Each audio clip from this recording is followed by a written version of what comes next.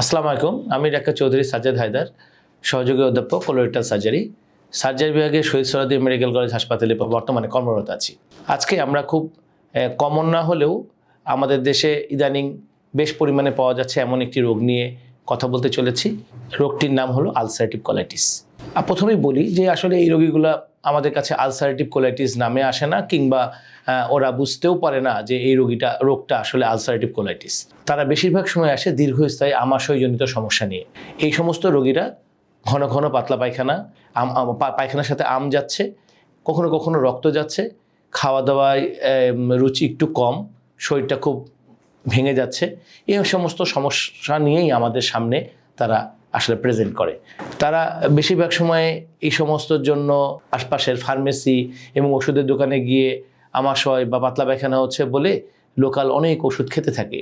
যে ওষুধ খাওয়াতে কখনো কখনো তার এগুলার বেশ উপকার পায়, আবার কখনো কখনো দেখা যায় আবার ঘুরে ফিরে হতে থাকে। তাহলে আসলে ব্যাপারটা কি? এই রোগটাকে আলসারেটিভ কোলাইটিস আসলে আমাদের জানতে হবে। আলসারেটিভ কোলাইটিস এমন একটি রোগ, এটাকে আমরা বলে থাকি আমাদের ভাষায় অটোইমিউন ডিজিজ।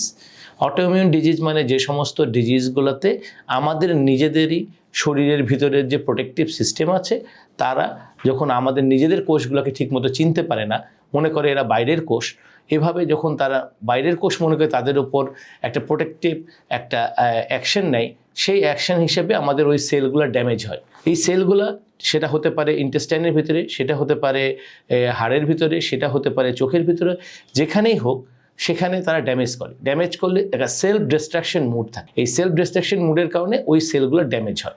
আমরা আজকে যে রোগের কথা বলছি আলসারেটিভ কোলাইটিস, এটা সাধারণত কোলনের কথা বলছি। কোলন মানে লার্জ ইন্টেস্টাইন, বৃহদান্ত, যে রাস্তায় আমাদের ম্যাক্সিমাম সময় আমাদের পরিপাকতন্ত্রের পায়খানার অংশটুকু যে জায়গার মধ্যে থাকে সেই জায়গার কথা। এই আলসারেটিভ কোলাইটিস হলে অটোইমিউন ডিজিজের মাধ্যমে, অটোইমিউন অ্যাকশনের কারণে এই কোলনের যে সমস্ত সেল থাকে সেগুলো ড্যামেজ হয়।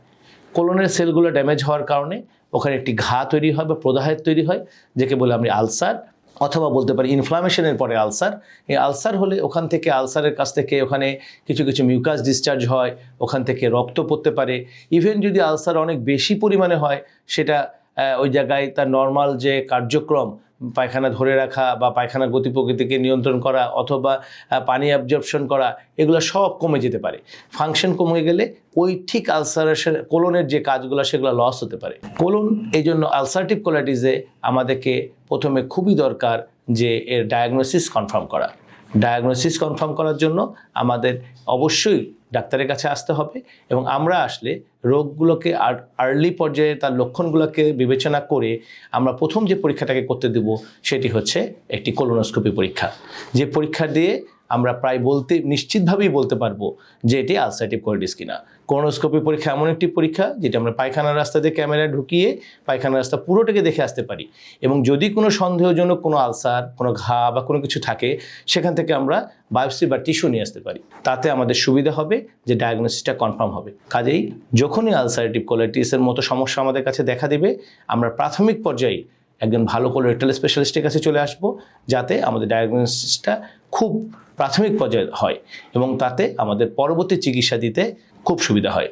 আর মনে রাখবেন, আলসারেটিভ কোলাইটিস কোনো মারাত্মক রোগ নয়। যদি প্রাথমিকভাবে ধরা যায়, এটা ওষুধেই নিরাময় সম্ভব।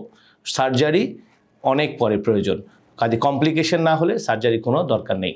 আশা করি আপনারা সবাই এ ধরনের দীর্ঘস্থায়ী আমাশয়জনিত রোগ হলে অবশ্যই কোলোরেক্টাল সার্জনের শরণাপন্ন হবেন। ধন্যবাদ।